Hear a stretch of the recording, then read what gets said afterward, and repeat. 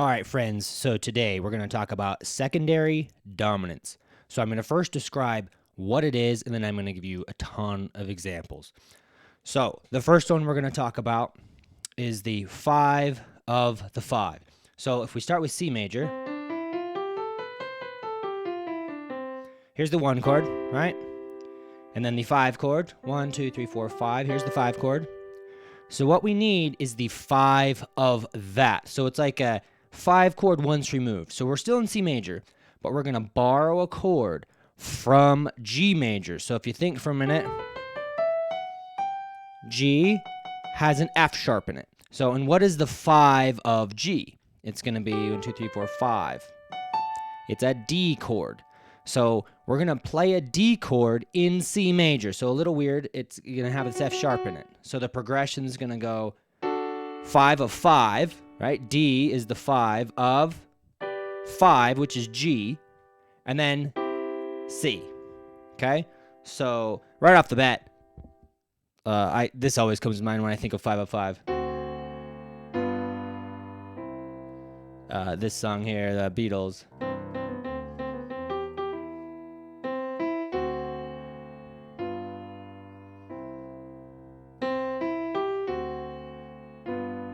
Right, has that secondary dominant little chunk in there. All right, so let's go through a couple folk tunes, songs everybody knows, pretty simple. So the first one is "Do You Know the Muffin Man?" The Muffin Man? The Muffin Man! Da da da. So the way to think about these, we got to a G chord, right? So before we get there, we're going to want to play the 5 of the 5. So right there.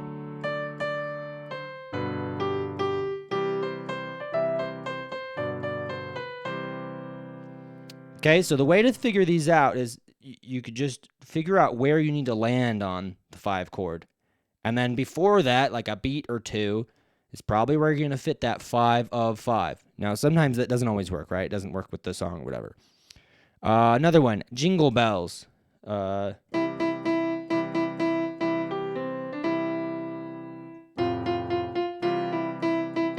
here. We know we land there. Right, it's a half cadence, right? Question mark.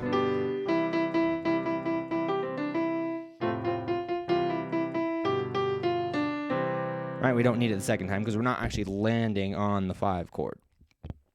All right, so Muffin Man, Jingle Bells. How about Amazing Grace?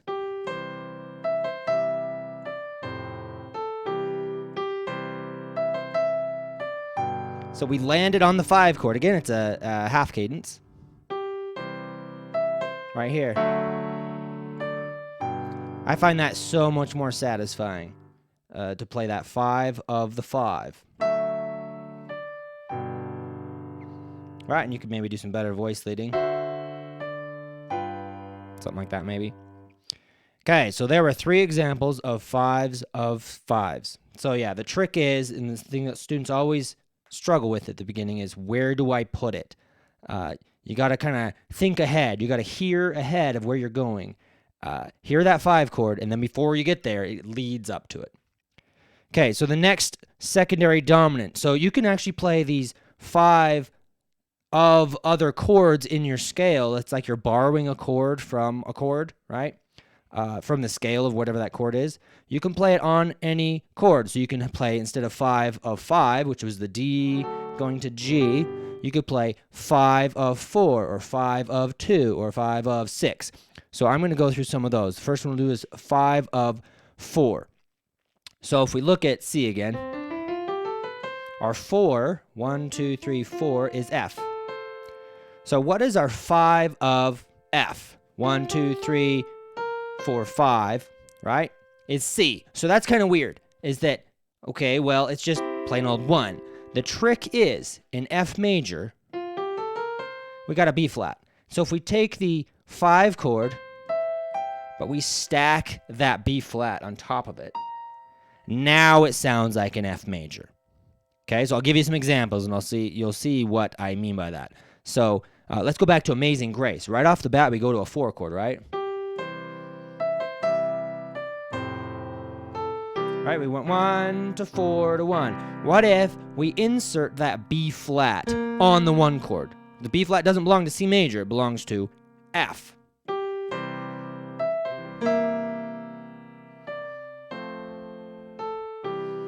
See how much more satisfying that is?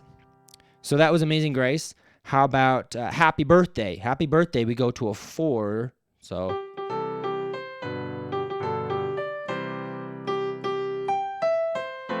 Right here, we go to the 4, right? So before we get there, let's play the 5 of 4.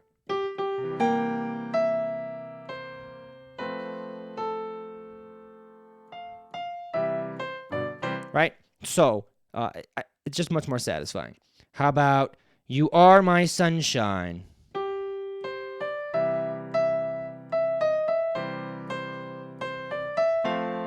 We went to a 4, right? So before you get there, play the 5 of that.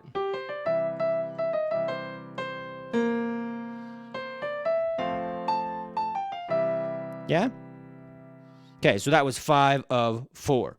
So a lot of times, if you're just going to a 4 chord, you can insert that 5 of 4, which is just the one with the flatted 7th of the scale.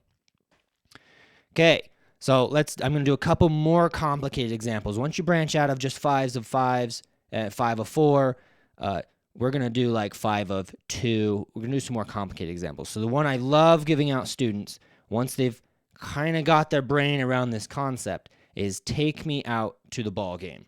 So, right,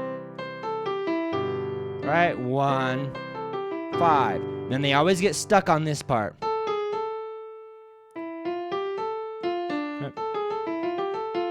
But we know right here we've outlined a D chord in the melody. So this D chord is the 2, right? So what if we played the 5 of 2? Which is going to be A major or dominant, right?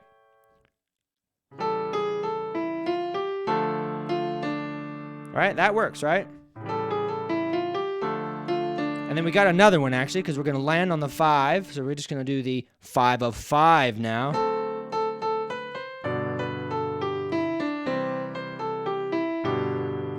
And we're going to have another one here. 5 of 4. And then I'll finish it out. Another 5 of 2. 2, 5, 1. Okay, yeah, I love that one, just because there's a lot of good little secondary dominants to practice. So, and I have my students take that into a lot of different keys. So you will really wrap your ear and mind around these secondary dominants if you can do that one. Okay, the next one, last one I'll do a little harder, is Climb Every Mountain from Sound of Music. All right, so right off the bat, and it's in the melody, so it's kind of hard. Like, you can't play this without doing secondary dominants. So right here. And it's a little weird because, like, well, are we even in the original key anymore? So we started here, and we go right up to here. Right, we go up a whole step. Anyway, it's a 5 of 5, so we got kind of a chain of weird chords here. And then we're gonna go. Yeah, these are more kind of almost jazzy, kind of 2-5-1 progressions. But I like that example just because secondary dominant right off the bat. So there you have it. We've covered 5 of 5, 5 of 4, 5 of 2 with, about 8 different examples. I have a folk tune list on my website, and I have it kind of ranked this way. I have, a bunch of songs listed, and they have little stars, or I put a little note, hey, you can play this with secondary dominants. Can you find them? So a good exercise, and this is how I learned.